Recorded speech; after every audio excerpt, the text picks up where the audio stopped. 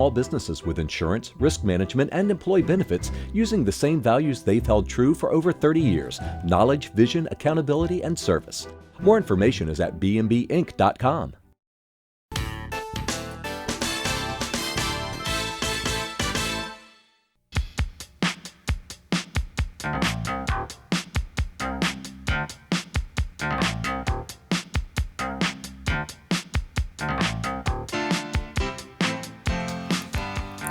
Hello, I'm Marcia Cavanaugh. Thanks so much for joining us.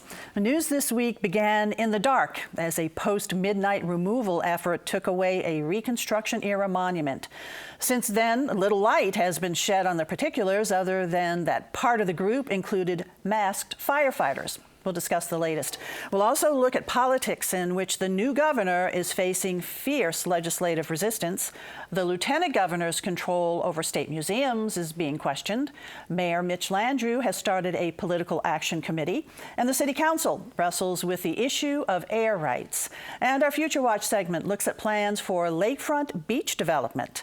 On board are tonight's Informed Sources. Errol Laborde, producer of Informed Sources; Jeremy Alford, publisher, lawpolitics.com; Don Ostrom, Channel 12's Future Watch reporter; and Jeff Adelson, reporter, The New Orleans Advocate. We go over to Jeremy first for legislative action, and one thing that happened was the governor's tax, called the cat tax, pulled. Yeah, I guess we learned that the governor's cat tax did not have 9 lives. That's it right. had 1 life, and it was a very short-lived life. So, I mean, that was the governor's centerpiece proposal to create this tax on business sales. It really didn't even come to a vote. You know, it had 2 days of hearings, followed by weeks of really just abuse thrown towards the governor's way. There was no real champion for this legislation. You had special interests flying in from out of state just to get the chance to lobby on it. But the governor met with reporters shortly after on Tuesday and basically shifted some of the burden of governing to the GOP in the House and said, look, I'm looking for the House Republicans to really step up. And in turn, Speaker Taylor Balrog kind of embraced that challenge this week. And what we know so far is that Republicans are looking at a variation of a standstill budget, which means funding this year's budget nearly at the same level as last year's, with some additional money for TOPS and possibly the MFP and vouchers. But we won't know until Monday exactly what is going to be in that budget document. That's when the Appropriations Committee, for the first time, actually takes up the legislation. You know, House members are looking to kind of fast track the bill a little bit this year to get it over to the Senate, so they have at least the second half of the session to work on it, and we're heading into the 4th week next week. So are we any closer at all to dealing with our budget problems and addressing what we're going to face when that extra penny of sales tax drops off next year? I'm strangely optimistic that the process will yield something. What it's going to be is curious, because there's a 5th penny on the state sales tax that falls off in 2018 that lawmakers want to remove, but they also want to replace it. There's talk about expanding the state sales tax base. There's talk about maybe cleaning some of the existing pennies, removing some of the exemptions. Personal income tax is not off the table yet. There could be some momentum building in the House for eliminating the deduction for federal income taxes paid. There's also a lot of investigations going on about using different rates. The Senate has set the tone on removing some of the exemptions, scaling them back. That's moving over to the House, where there's an appetite to do something with that as well. As you said, we're in the 4th week already. I mean, that's a lot of work to be done now, left in, what, 5 or 6 weeks? And yeah, roughly. The session ends on June 8th. But look, if the legislature didn't wait till the last minute to do something, nothing would get done. It's always kind of a last-hour type deal. But, you know, last year, these last-hour negotiations got pretty nasty between the House and Senate. But, you know, I spoke to some House and Senate members, and they said, look, that same kind of tone isn't necessarily kind of looming over the legislature this year. There's a group of senators and representatives who have been meeting privately, trying to set a better tone. If anything, it sounds like they're trying to inject some goodwill into the process, and that is sorely needed. Who are the peacemakers among the legislators? I mean, there's still John Alaria. He felt like he got on the. I think there were some House members who got on the bad side of John Alario last year. He's not a man who holds a grudge, according to those who have worked with him for 4+ decades, and he's been able to find a way to work with him. But to his credit, Speaker Taylor Barra is a very soft-spoken, kind of gentle negotiator. He's not the kind of guy who's going to yell at a lawmaker for voting the wrong way or to immediately strip someone of their committee assignment because of it, too. Special session? Those words coming up? Every single week. Every single week there's a threat of a special session. And if the governor says if lawmakers don't effectively address the $1.3 billion cliff next year and the $440 million shortfall as he identifies it for next fiscal year, he'll call them right back. And then the rumors are that maybe he'll call it right after the session, maybe he'll call it in the fall, maybe it'll be early January 2018. But we're not done, apparently, with special sessions. Seems like we'll have another one which will be the fourth of this term, which is not yet a year and a half old. Yeah, a year and a half in. The other big push is for criminal justice reform, and that's meeting some headwinds too. It is. It's starting to move a little bit at the Capitol. There will be some more bills coming up next week. But you cross a line at some point with these criminal justice proposals, and that line is where the sheriffs and the DAs are lined up, and those are two of the two groups you don't want to have oppose you up at the state capitol. They are very good at convincing lawmakers that they're not being smart on crime, that they're being soft on crime, and no one wants a push court showing up in their neighborhood like that during re-election. The gas tax is something else too. That's continuing to be talked about, and I tell you what, it just looks tougher and tougher with each passing day to see a gas tax move off of the House floor. But there's a Senate bill moving over that addresses the Transportation Trust Fund, and there's a little bit of chatter about whether or not a local option could be added to that bill. The author, Paige Cortez, and the transportation chairman, says he's open to that idea, and legally, by House rules, it could be added. And this is under our transportation, our highways and such, and infrastructure getting a grade D. So money does need to be pumped into that. Quickly, let's say you talk a little bit about Edwards versus Edwards, Edwin versus John Bell, and how they approach the legislature, get things done. And I got to thinking about this week for two primary reasons. One is we saw the governor's cat tax fail. That's his centerpiece proposal for the session. He couldn't gain any traction on it. Even Democrats started backing away. One reason Democrats backed away is because they looked at him and said, Governor, for the past 16 months, we've been standing right by you, giving you everything you want. And what did we get out of it? Where's our capital outlay money? Where's our pet projects? But the reality is that the governor just doesn't have that money anymore. Yeah. He reformed the system. There's more money going to statewide projects at the cost of local projects.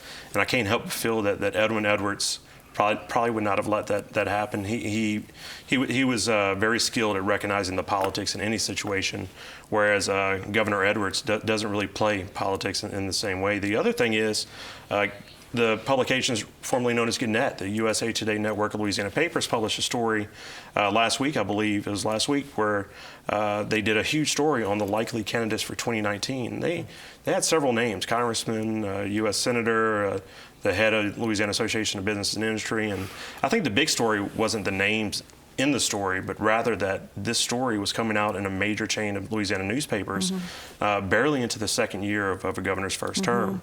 You look back at Edwards and see how strong he was on his first couple of years, especially first couple of terms, and I doubt anybody would have been out there saying that they were thinking about running for governor against him. Right. I mean, it was just a different age, too. Edwin Edwards. Edwin Edwards, and the legislature was a different composition in terms of Democrat, Republican, et cetera, just a whole different political time. All right, Jeremy, thanks. We'll be keeping up with what's moving along in the legislature. Over to Jeff right now. In the dark of night, in the wee hours of the morning, there was a removal of a monument. There was. About 1:30 Monday morning, the monument to the Battle of Liberty Place, which is out there behind the parking garage at the foot of Canal Street, was taken down by, well, we're not entirely sure who, to be honest, but a group of city workers and contractors swarmed up, and over the next 4 hours took it down. It's the first of the 4 monuments that the city is planning on taking down. So it was done, let me say, in the dark of night, but the mayor defends this. Yeah, the mayor, in interviews with us and other media yesterday, defended all the security precautions that have been taken, saying that there have been violent threats against contractors, against people believed to be donors, against basically anyone involved in the process. And so his argument is that they have to be secretive. They have to go through these anonymous donors to get the funds. They have to keep the names of the contractors out of the press, or else it's just going to encourage more threats. And he says, the potential for violence. People could use protests against the removal as cover to shoot at contractors or workers. People could go after contractors in their homes. And it is worth noting that on a lot of the social media sites used by people who are against taking down the monuments, they've been posting contractors' home addresses, phone numbers, pictures, things like that. And in terms of the donors, and he has said that no city money is going toward this, and the price jumped to over 600, as the mayor put it, 600,000 and change. So we have no idea who's paying for this. No, the donations are being funneled through the Foundation for Louisiana, and because of the way the deal is structured, the public really has no ability to compel the city or the foundation to identify those donors. We're actually going to be examining that a little bit in a story that I believe will be coming out this weekend. Is the foundation connected to the Wisner Fund? So there's a lot of the groups supporting the monuments have been drawing a connection between donations to the foundation and the fact that the foundation received a grant from the Wisner Fund for, I believe it was workforce development or sorry, I don't remember specifically what it was. Those are unrelated issues, and that was an ongoing project. It wasn't one that I believe the foundation had done in the past, but it was a sort of ongoing city effort. And that was Foundation for Louisiana. Foundation for Louisiana. Okay, well, and back to the removal that happened in the wee hours of Monday morning, people were actually masked. You could not see the identities, and some of those were firefighters. That's correct. The city says the firefighters, there were firefighters on the scene, there were police on the scene. The city says the firefighters were there solely to be in the function of firefighters. There have been allegations that firefighters were either driving the trucks or actually involved in the removal, and that's something that still, I think, is being discussed, what the role of those firefighters on the scene was. But what the city says is all of their public safety personnel who are on the scene were there in a public safety capacity and needed to be disguised in order to keep them from receiving the same threats. What's the schedule for the removal of the others? Because the mayor says the others are coming down. The mayor says the others are still coming down, and he says they're coming down at this point without any notice. But not during Jazz Fest. Not during Jazz Fest. Not on Jazz Fest days. Days. Right. Whether they come, we're talking about the next week, probably sometime within the next month, is unclear. The city has been very guarded about any details about the schedule. It's believed that the Jefferson Davis Monument will come down next, probably followed by Beauregard. And then, when the mayor met with us, he said that he's hoping that things calm down by the time Lee is the only one left, and that they can actually do that one with a public ceremony.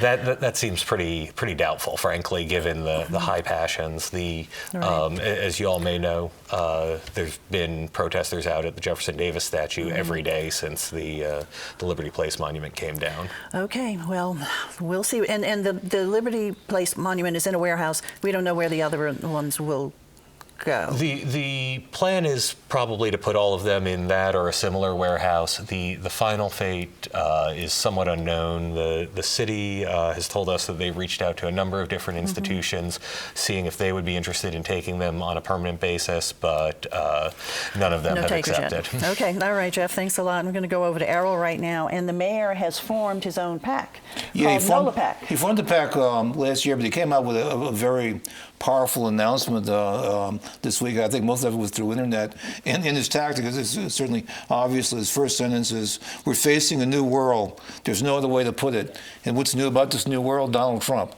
And he goes on talking about the threat that Trump presents. He's not going to be a friend of the city. He's not going to be a friend of New Orleans. That we're going to have to go out and fight this our own way. And so he's looking for support. He doesn't say specifically how he's going to use it, whether one would assume it would be designated towards certain candidates and trying to develop his own agenda and his own support base.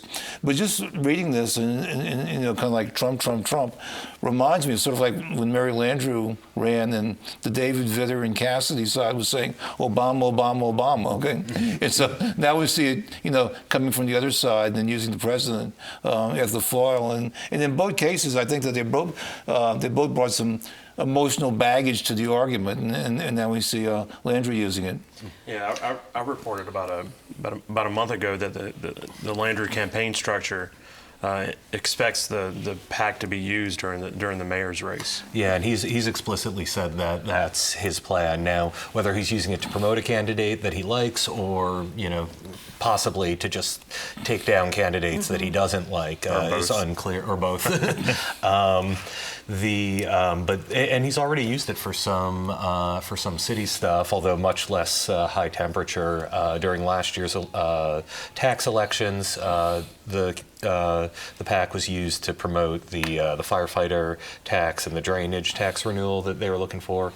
And he also got involved. And it was effective. It was effective. He got both. And a third win by him, he used it to promote Sharon Weston Broome up in Baton Rouge. Oh, really? So is it a well-funded PAC, really? Not so much at the moment. It's got, I believe, about 175,000 or so as of the end of last year. But probably particularly with appeals like that, and with potentially big pocketed donors, I would not rule it out as being a major factor this year. All righty, thanks guys, and now we're going to go over to Dawn. And are we going to have beaches again in New Orleans? We did actually have a beach in New Orleans. We did have a beach in New Orleans. Pontchartrain Beach closed down in 1983. Access to Pontchartrain Beach after Hurricane Katrina was officially closed again in 2012 by University of New Orleans after there were 2 drownings in the lake. The Lake Pontchartrain Basin Foundation has been working for years to get the lake swimmable and to rehab beaches, and they report that the numbers are good in terms of safety of the water, both on the North Shore and on the South Shore, although on the South Shore there is no beach access. On the North Shore there's Fontainebleau State Park. On the South Shore there are plans but no real timeline for redeveloping Pontchartrain Beach. Last year around this time it was reported, Jeff even reported, that they were moving 17,000 tons of sand into Pontchartrain Beach. The reason for that move and the rush then is the sand had actually come to this area to be used for an oil and gas purpose that was no longer needed. There was 17,000 tons that became available to the Lake Pontchartrain Basin Foundation for free. It tested perfectly clean and it was the right grain size for the beach. So it was exactly the right kind of sand to rehab the beach, and they just needed to raise the money to move the sand. So they didn't have to pay for it, but they just had to pay to move it. So that kind of spurred some ideas that maybe the beach would be open by this summer. They say that was never the intent. The intent was, here's the sand, it helps with part of our rehab. They still need to remove sheet metal, pilings and all sorts of things from in front of the beach. There is no timeline for reopening the beach, but that will be the ultimate goal. On the other hand, South Shore Harbor is alive and well and happening, and this is where Bally's casino boat was parked prior to Hurricane Katrina, moved off its moorings, never returned after Katrina. Now a couple, the Von Kernikowskis, easy for me to say, Roland and Mary Von Kernikowski, have single-handedly redeveloped this property. Open right now is a PT boathouse, and the old rehabbed PT boat. The D-Day Museum is offering National tours. World War II Museum. Yeah. Sorry, I said D-Day Museum. Oh my goodness. The World War II Museum is offering tours, and you can actually take the boat out onto the lake, take a ride on the PT boat. That has been available since April 1st, and the crowds have been larger than expected. And supposedly that was where the original PT boats were tested them. Yeah. Exactly. A fuel dock should also be open there by the end of June with diesel. The fuel required for that PT boat and gasoline to increase regular boating traffic on the lake. They're breaking ground now for the marina store there, which will have live bait and ice and food and drinks and everything boaters might need when you're docking to get gas, everything you need to supply your boat. Beginning in 2018, they will be constructing an amphitheater there. No timeline for when that will be finished. And early in 2018, an open-air market and pavilion should be open there that will house things like farmers markets and craft markets and rotating restaurants throughout. They said right now, though, the great grassy field point out into the lake has totally been rehabbed, is available for families to use, and they hope to do concerts and outdoor movies right on the lake sometime later this summer. And as they see any kind of need, they'll be building more. They spent over $12 million to acquire more than 19 acres, and so there's plenty of room for future development. No beach there, but definitely more water access and lake access, and the Lake Pontchartrain Basin Foundation says that's the real goal, is to get people out on the water. It's safe for fishing, it's safe for swimming, and has been for the last 15 years. 90% of the time on the South Shore tested safe. So we have a future for our lakefront. And a future. I've never visited Pontchartrain Beach, and I've lived here 19 years, so maybe I'll get to do it maybe next year. Well, Errol and I certainly can remember the days of Pontchartrain Beach, and it was a lot of fun. Well, there was the beach, which is the literal beach, and then there was the amusement park. Right. And the so most people, when they say restaurant. the Pontchartrain Beach, talk about the amusement park, but there was a beach. There's still a beach out there on the Pontchartrain called And now Pontchartrain it's got Beach. this beautiful white sand that hopefully one day we'll all be able to sink our toes into. Wonderful to dip our toes into Lake Pontchartrain water. Okay, thanks a lot, Dawn. Errol, over to you. Lieutenant Governor and museum. Some controversy happening there. You know, the Lieutenant Governor's office is kind of an American invention patterned after the Vice President of the United States. And when the states created their government, they looked at the federal government and pretty much modeled it after federal government. But the truth is, you really don't need a Lieutenant Governor. Some states don't have one.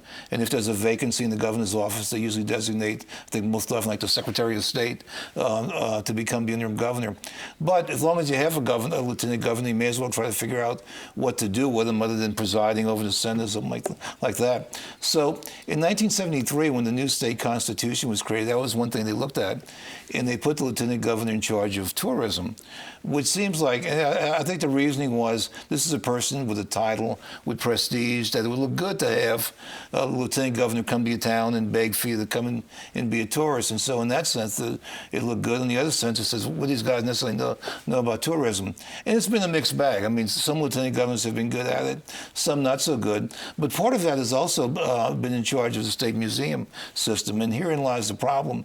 Because originally those were like independent boards, and lately there's been a tendency, actually going back to when Mitch Landrieu was lieutenant governor, to give the lieutenant governor more control over the management of those boards. And this is where Lieutenant Governor Nungesser, where he fired the interim director, and there's been a huge amount of turnover in the museum board, and people say it's because there's just been too much interference by lieutenant governors, and the board people really want the control back.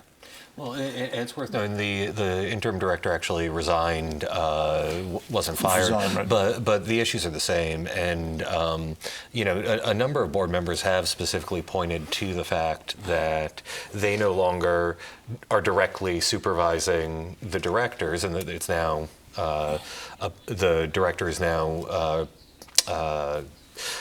overseen by an elected official. That they've said that has a lot to do with the turmoil, and that harms the museum ultimately. Exactly. Opens it up to political interference. Opens it up to all sorts of you know, potential problems that you wouldn't necessarily see if you had a board overseeing the museum that was less sort of focused on the political winds and more perhaps stable, wasn't changing every election. That interim director, when he stepped down, he wrote a pretty scathing letter, too. An incredibly about scathing, Lieutenant Governor yeah. Nungesser. And there's also been a good bit of turnover in the Lieutenant Governor's office, because when Mitch Landrieu was elected mayor of New Orleans, he stepped down, and so an interim was appointed. That was Angel. And then after that, you had an election. And then after that, you've had another. So you've had like 4 lieutenant governors over the last few years governing all this, and so it has brought a lot of confusion to the system. Okay, all right. Enough on Lieutenant Governor and Museum for right now, because we've got to move over quickly to air rights. And if you can just kind of quickly sum up for us now, what does this mean? Where do we stand? This will be quick, hopefully. This is a topic Dawn discussed a few weeks ago. The Landrieu administration had been charging people for balconies, stoops, things like that overhung the city sidewalk. This week, they announced that they're actually backing off of that plan. If you've got a historic balcony in a historic district, which actually covers the vast majority of the city, they're going to waive the fees for those balconies. New balconies, new stoops, anything that goes into city property, that you're still going to have to pay for, although there will be certain situations in which that can be exempted if it's to conform with what a historic building would look like, things like that. So we're looking at areas like the French Quarter and even some areas of CBD? Actually, a pretty substantial yeah. swath of the city. Most of the city is technically in a historic district, and this is going to cover basically anything in any of those districts if it's a historic balcony, stoop, overhang. Or a building meant to look like a historic exactly, building, to fit in with the rest of the neighborhood. And the historic district requires certain things for buildings, and that's been difficult for people to recommend. And that was one of the catch-22s, was they were going to people and saying, you've got this balcony, so you have to, pay us a certain amount per year, which could be thousands of dollars, but also you can't take down that balcony because it's needed to keep the historic character of your building. So people so those who have paid to lease this, they're going to get their money refunded? They can apply for refunds. Okay. There's going to be a whole process laid out in an ordinance. Okay, great. It's very straight and straightforward. You explained it very well in a short amount of time. It's a difficult issue to understand. Okay, time to look ahead. Aaron. Miscellaneous elections tomorrow, municipal elections. In Orleans Parish, election for Civil District Court is the runoff between Rachel Johnson and Suzanne Montero. And in Westwego, the mayor's office is up for election in 2 council positions. Okay. Jeremy. That's my looking ahead to the elections in 46 parishes tomorrow. Turnout's going to be between 8 and 14%. Pretty Big low. statewide races, House race in Northwest Louisiana, Senate race in the River Parish is going to a runoff. New mayor of Lake Charles will be decided tomorrow, and also there's a seat open on the Third Circuit Court of Appeal in Acadiana. 8 and 14% around the state. That's the average state. That's the average. They don't have Jazz Fest as an excuse as we do. Okay, done. Speaking of Jazz Fest, all eyes will be to the sky this weekend as rain could deliver a really rough day for both Sunday's Jazz Fest and the Zurich Classic golf tournament this weekend. It's not looking pretty. That's not a good forecast, Don. We hope that you're not correct on this. Well, I'm not a meteorologist, but it's so. not good news for a big, busy weekend. Well, we'll be continuing to watch for the monuments. There's also some protests scheduled for next week, including one by the firefighters tomorrow and one by the supporters who have taken down the monuments on next Wednesday. So, Jeremy, quick over to you for just a second as you were sipping out of your mug. Yes. Monday's a big day in terms of taking a look at what's coming out of the Appropriations Committee, right, about the budget? HB 1, the budget will be up in the Appropriations Committee. There's a bunch of other stuff on that agenda as well. It's going to be, I'm eager to see if they're actually going to vote and move out the budget on Monday. And we can watch it if we want on the website. Louisiana Legislature's website. Okie doke. Thanks a lot, guys, for being here. Thank you all for joining us. And, of course, we want to see you again next week for Informed Sources. Have a good evening.